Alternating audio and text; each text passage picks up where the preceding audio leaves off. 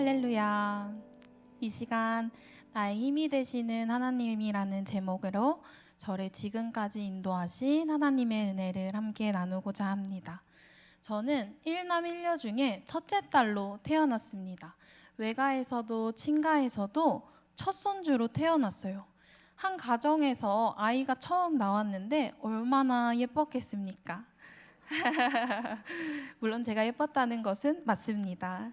네, 좋은 것을 먹이고 싶고 좋은 것을 입히고 싶고 아마 많은 것을 경험시켜주고 싶었을 것입니다.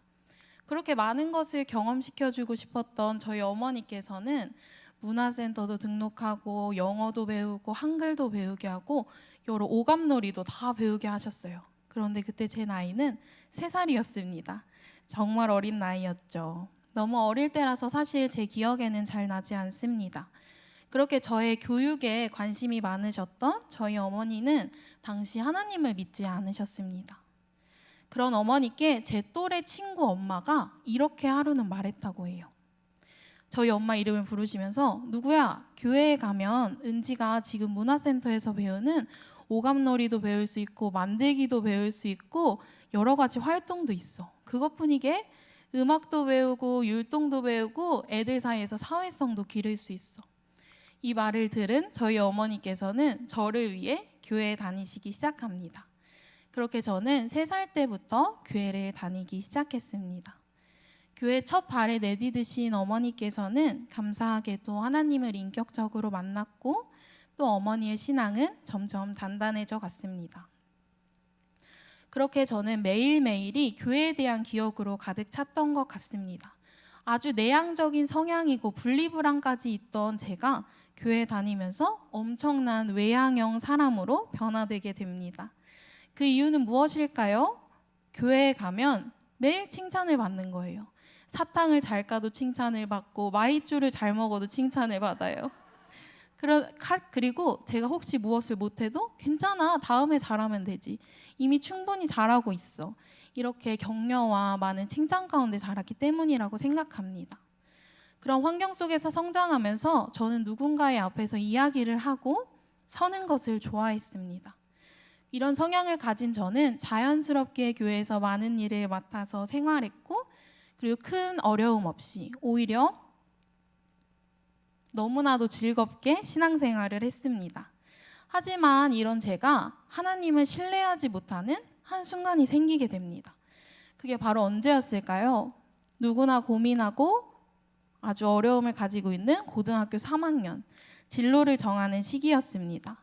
많은 청소년들이 청소년기 시기를 보내면서 많은 고민을 하기 마련입니다. 저도 똑같이 그 고민에 빠지게 되었어요. 내가 어떤 달란트를 가지고 있을까? 또한 내가 다른 사람들보다 어떤 것을 조금이라도 더 잘할 수 있을까? 라는 질문을 가지고 매일매일 저 스스로에게 질문했습니다. 그런데 곰곰이 생각해봤는데 제가 잘하는 게 한 가지도 없는 거예요. 그때부터 제 마음이 너무 조급해지기 시작했어요. 제가 잘하는 것이 없으니까 진로를 정할 수도 없었고 다른 사람들을 보면 자기가 좋아하는 것 혹은 잘하는 것 하나를 가지고 막 꿈을 위해 달려가고 있는 것 같은데 제 자신만 혼자 제자리에 있는 것 같았습니다. 그렇게 저는 막연하게 고민에 빠지게 됩니다. 그래서 제가 좋아하는 것과 잘하는 것을 적어보기 시작했어요. 그러던 중에 제가 좋아하는 것 한 가지를 찾게 됩니다. 그것은 바로 노래를 부르는 것이었어요. 다른 사람 앞에 서는 것을 좋아했던 저는 노래 부르는 것도 굉장히 좋아했습니다. 중학교 때 유독 한 선생님께서 이거 누가 앞에 나와서 노래 부르면 수업 시간 끝내줄게, 이런 선생님이 한 분 유독 계셨어요. 저는 그때마다 앞에 나가서 노래를 불렀고 저희 반은 자유시간을 얻게 되었습니다. 그 정도로 저는 누군가의 앞에 서서 노래하고 이야기하는 것을 너무너무 좋아했던 사람이에요. 그래서 잘하는 것은 아니지만 좋아하는 일을 하고 싶어서 그것을 배울 수 있는 학과에 진학하도록 준비하게 됩니다. 그런데 그것을 준비하면서 자존감이 점점 저기 발바닥까지 떨어지게 되었습니다. 입시 전문 학원을 다니게 되었는데요. 그 학원을 다니면서 아무래도 대학을 보내야 되니까 칭찬보다는 매일매일 독설, 제 마음을 상하게 하는 그런 말들이 제 귀에 막 들리기 시작했습니다. 그러면서 누군가 앞에 서서 제 이야기를 하는 것이 너무 두려워졌습니다. 누군가에게 평가받는 것이 이제는 너무 싫더라고요. 그렇게 잘할 수 있는 자신감 넘치던 저는 온데간데 사라지고 저의 자존감은 계속해서 떨어졌습니다. 저도 애초에 잘하는 것이 아니라 좋아하는 일을 하기 위해서 간 것이어서 그곳에는 이미 재능이 넘치는 친구들이 너무 많았던 것입니다.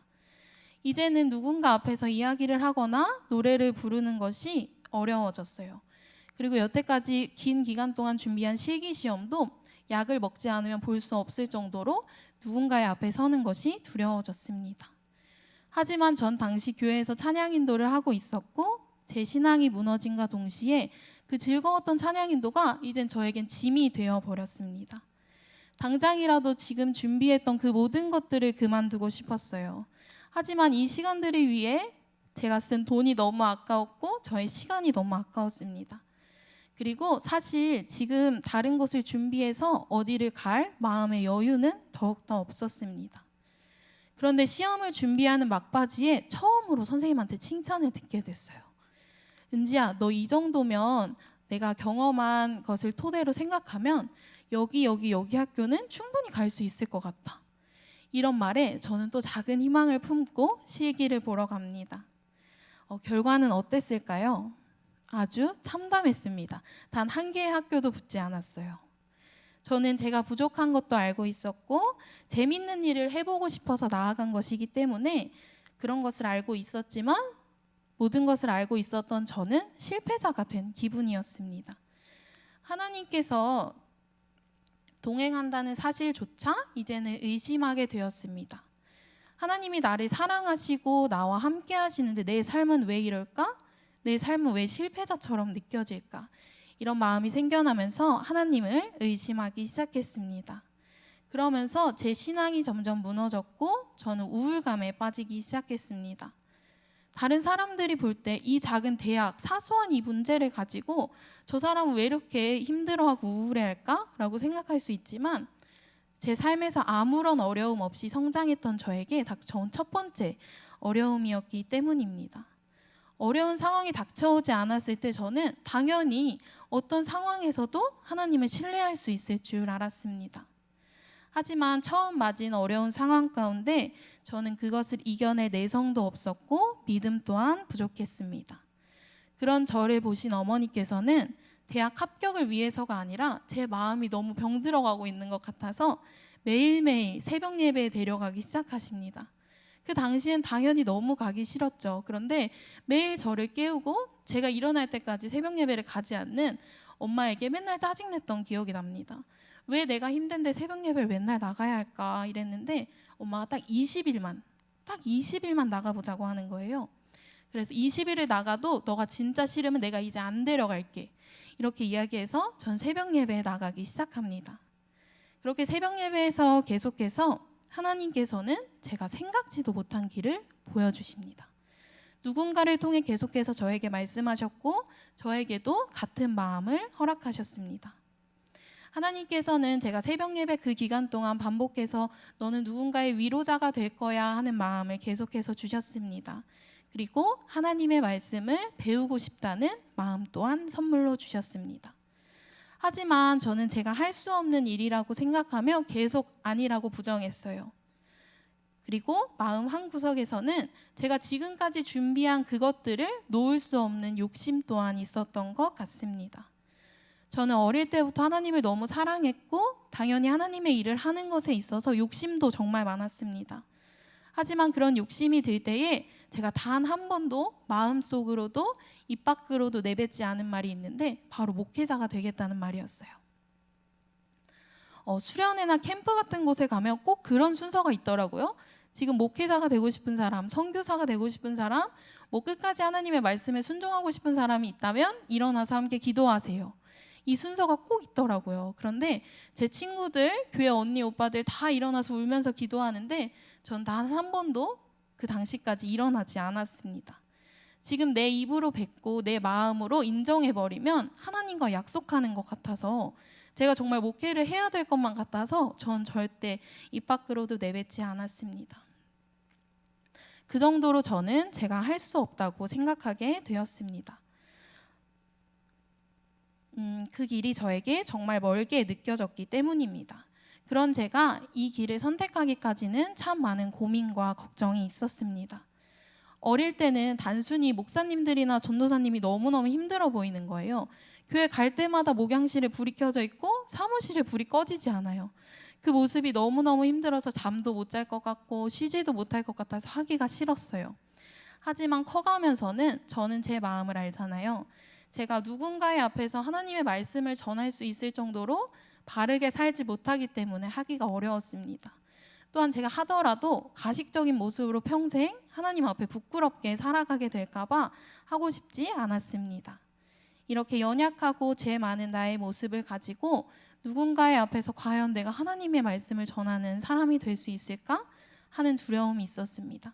그리고 사실은 단 한 가지 더 두려웠던 사실은 제가 누군가의 앞에 서는 것에 대한 두려움이 가장 컸던 것 같습니다. 입시를 경험하면서 누군가의 앞에서 나의 이야기를 하는 게 너무 두려운데 내가 또 많은 성도님들 앞에서 하나님의 말씀을 전할 수 있을까? 라고 생각하면서 너무 두려웠던 것 같습니다. 그런데 어느 날 저희가 오늘 읽은 사사기의 말씀을 듣게 되었습니다. 기드온의 이야기였습니다. 6장 11절을 보면 기드온은 숨어서 미를 타작하고 있는 모습을 보게 됩니다. 그런데 12절에서는 그런 숨어있는 기드온에게 여호와의 사자가 나타나서 큰 용사여 여호와께서 너와 함께 하시도다 이렇게 이야기했습니다. 그런데 숨어있는 겁쟁이 기드온에게 왜 여호와의 사자는 큰 용사라고 이야기하였을까요? 하나님은 어떤 사람의 현재의 모습보다는 그 내면의 가능성을 보시기 때문이라는 말씀을 듣게 되었습니다. 소심하고 걱정도 많고 정말 겁쟁이인 기드온이 어떻게 큰 용사가 될 수 있을까 하는 의문이 제 마음에 계속해서 들기 시작했어요. 그런데 그런 기드온은 자신을 큰 용사로 세우신 하나님께 감사하기보다는 하나님이 함께 계신다면 왜 우리가 이런 힘든 일을 겪어야 할까요? 하나님이 저희를 버리신 건 아닐까요? 하는 질문을 전합니다. 그런 기드온에게 하나님께서는 다시 한번 이렇게 말씀하십니다. 6장 14절의 말씀입니다. 함께 읽겠습니다. 여호와께서 그를 향하여 이르시되 너는 가서 이 너의 힘으로 이스라엘을 미디안의 손에서 구원하라. 내가 너를 보낸 것이 아니냐 하시니라. 아멘. 하나님께서는 기드온에게 너의 힘으로 이스라엘을 구하라고 말씀하십니다. 그런데 기드온에게는 어떤 힘이 있어서 이스라엘 백성들을 구할 수 있었을까요? 저는 이 말씀에서 하나님께서 기드온에게 이렇게 말씀하시는 것 같았습니다. 기드온아, 내가 너의 힘이 되어줄게. 그리고 내가 너와 함께 할게. 이렇게 말씀해 주시는 것 같았습니다. 하나님이 우리의 힘이 되어주시는데 하지 못할 것이 어디 있겠습니까? 그런데 한 번 더 기드온은 하나님께 이야기합니다. 하나님, 내가 무엇으로 이스라엘을 구원할 수 있겠습니까? 저의 집은 므낫세 중에 가장 약하고 나는 내 아버지의 집에서 가장 작은 자입니다. 그런 기드온에게 하나님께서는 16절에 보면 반드시 함께 하시겠다고 말씀하십니다. 반드시 말이죠. 이 말씀을 보면서 기드온이 가지고 있는 두려움과 의심, 열등감이 합쳐져서 하나님 앞에 절망을 극복하지 못하는 모습이 저의 모습이랑 너무 비슷해 보였습니다. 그리고 하나님께서 이 말씀을 듣게 하신 이유를 저에게 깨닫게 해주셨습니다. 겁쟁이 기드온에게 반드시 함께 하신다고 말씀하신 하나님의 확신을 제가 깨닫게 되었습니다. 저에게는 16절에 적혀 있는 반드시, 그 반드시라는 세 글자로 인해 용기를 얻었고 그 용기를 힘입어 주의 종으로 헌신하겠다고 고백하는 계기가 되었습니다. 그리고 하나님께 이렇게 고백했습니다. 어쩌면 제가 새로운 것을 시작하는 것에 대한 두려움일 수도 있고 혹은 간절한 부탁이었을지도 모르겠습니다. 하나님, 하나님께서 나를 세우셨으니까 하나님 끝까지 저를 책임지셔야 돼요. 그리고 나의 모든 사역 가운데 분명 어려움이 있겠지만 하나님 그때마다 하나님의 사람들을 저에게 보내주시고 제 인생을 끝까지 꼭 제발 책임져 주세요. 이렇게 이야기했던 것 같습니다. 그런 고백을 하였을 때 저에게 이런 마음이 들었습니다. 내가 하나님의 일을 할 수 없다고 회피하고 도망치는 것이 나의 힘으로 하려고 했던 나의 교만이구나 라는 것을 깨닫게 되었습니다. 그렇게 많은 두려움과 그리고 하나님께서 나를 어떻게 사용하실지 기대하는 여러 가지 마음을 가지고 신학교에 입학하게 됩니다. 제가 전한 저의 이야기가 저의 삶에서 가장 하나님과 깊게 만났고 여러 가지 감정으로 인격적으로 만난 순간입니다. 하지만 이런 마음 한구석에는 아직도 실패라는 감정이 저의 마음속에 남아있는 것 같습니다. 하지만 분명 그 시간들도 헛되이 사용하지 않으실 하나님을 신뢰합니다. 신학교에 입학하고 크고 작은 일들 가운데 저는 누군가의 앞에 서는 것에 대한 두려움을 이제는 극복했다고 생각이 들었습니다. 그런데 저에게 딱 한 번 더 두려움이 찾아오는 순간이 있었습니다. 제가 학교 예배 시간에 성경 봉독을 하는 임사자로 강단에 서게 되었는데요. 눈앞에는 많은 교수님들과 선생님들이 있었습니다. 그런데 그 사람들을 보는 순간 제 숨이 턱 막히고 제 입으로 아무 말도 나오지 않았습니다. 그리고 당장이라도 뛰쳐나가고 싶었습니다. 지금 생각해도 저는 왜 그랬는지 모르겠어요. 손이 떨리고 정말 울기 직전의 목소리로 겨우겨우 성경을 읽고 내려왔던 기억이 납니다. 그 이후로 다시금 또 이런 일이 나에게 생길까 봐 너무나도 두려웠습니다. 사역을 하면서 사람들 앞에서 분명히 하나님의 말씀을 전해야 하고 나의 이야기 또한 하게 될 텐데 또 내가 이러면 그 순간 나는 어떻게 해야 할까라는 막연한 두려움이 생겼습니다. 두려움을 극복했다고 생각했는데 사실 제 마음 한구석에는 아직 하나님을 제대로 신뢰하지 않았던 것 같습니다. 그래서 이 문제를 가지고 하나님 앞에 나아가기 시작했습니다. 그런데 신기하게도 제 입에서는 전에 나왔던 좌절의 고백보다는 이런 연약함을 가지고 있는 사람이기에 하나님 교만하지 않고 하나님의 인도하심을 구하게 하시니 감사합니다 라는 감사의 고백이 나왔습니다. 제가 옛날처럼 누군가의 앞에 서서 이야기를 하는 것을 좋아하고 잘했다면 제가 매 순간 하나님의 인도하심을 구했을까요? 제 생각에 저는 그렇지 않았을 것입니다. 부족하기에 매 순간 하나님의 말씀을 전할 때 하나님의 인도하심을 구하고 내가 저 강단에서 설교할 때에 저에게 담대함을 허락해 달라고 매 순간 기도합니다. 그리고 신기하게도 사역을 하면서 제 상황과 비슷한 청소년기 친구들을 많이 만나게 되었습니다. 그래서 저의 삶으로 그들을 위로할 수 있는 저의 마음을 주셨습니다. 그리고 겁내고 주저했던 것과는 다르게 하나님께서는 제가 하는 그 모든 사역 가운데 함께 하시고 오히려 제가 지금 이 길을 걸음으로써 저의 마음 가운데 있는 두려움과 실패에 대한 좌절을 극복하고 있는 것 같습니다. 그리고 제가 사역을 시작하며 기도했던 것처럼 어려운 상황 가운데 놓여져 있을 때마다 하나님의 사람들을 붙여주셨고 하나님이 나와 함께 하신다는 사실을 저는 계속해서 기억할 수 있게 되었습니다. 이제 말씀을 마무리하려고 합니다. 정말 짜리몽땅한 몽땅 연필이 자꾸 쓸모없어 보일 수도 있겠습니다. 하지만 누군가의 손에 들려져 있는 것이 중요하다는 이야기를 듣게 되었습니다. 정말 작고 보잘것없는 그 몽땅 연필이 세계적인 소설가의 손에 들려진다면 엄청난 명작이 탄생할 수도 있고 하나님이 인도하시는 사역자들의 손에 들려진다면 한 생명을 살리는 설교문이 탄생할지도 모릅니다. 저는 이 이야기를 들으면서 나도 하나님이 사용하시는데 하나님이 나를 세우셨는데 나도 귀히 사용되지 않을까? 나도 분명 귀히 사용될 것이다. 이런 마음을 가지게 되었습니다.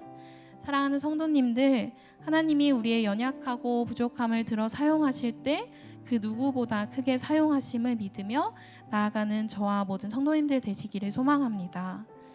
많은 사람들이 교회에서 너는 하나님의 걸작품이야. 특히 유아유치부, 아동부 이때 많이 이야기하잖아요. 아이들한테 너 하나님의 정말 걸작품이야 이렇게 이야기하지만 이렇게 나의 연약한 모습에 좌절하거나 자기 자신을 사랑하지 못하면 그 사실을 사실 인정하지 못합니다. 하지만 분명히 우리는 하나님의 귀한 걸작품이고 하나님께서는 언제나 든든한 우리의 힘이 되어 주십니다. 간절히 바라는 것은 내 안의 한계를 넘어서 나의 연약함까지도 사용하시는 하나님의 놀라우신 은혜를 경험하시고 기대하시기를 소망합니다. 하나님께서는 반드시 우리와 함께 하실 것이고 사람이 알지 못하는 그 놀라운 섭리 가운데 우리를 통해 일하실 것입니다. 그렇게 순종함으로 하나님 앞에 나아가는 저와 사랑하는 반월중앙교회 모든 성도님들 되시기를 소망합니다. 기도하고 마치도록 하겠습니다. 기도하시겠습니다. 사랑의 하나님, 부족한 자를 사용하시는 하나님의 은혜에 감사합니다. 삶의 크고 작은 문제들 가운데 지치고 때로는 하나님의 인도하심을 의심한 우리의 모습들을 용서하여 주옵소서. 내가 삶의 문제로 아파할 때에 나보다 나를 위해 더 애통해 하실 하나님의 시선을 바라봅니다. 우리가 하나님의 손을 놓았을 그때에도 하나님 나의 힘이 되어 주심에 감사합니다. 이제는 하나님의 인도하심에 순종함으로 나아가길 원합니다. 부족한 우리들을 사용하시고 주님 홀로 영광 받아 주옵소서. 우리의 모든 시간을 헛되이 사용하지 않으실 사랑이 많으실 예수님의 이름으로 기도합니다. 아멘.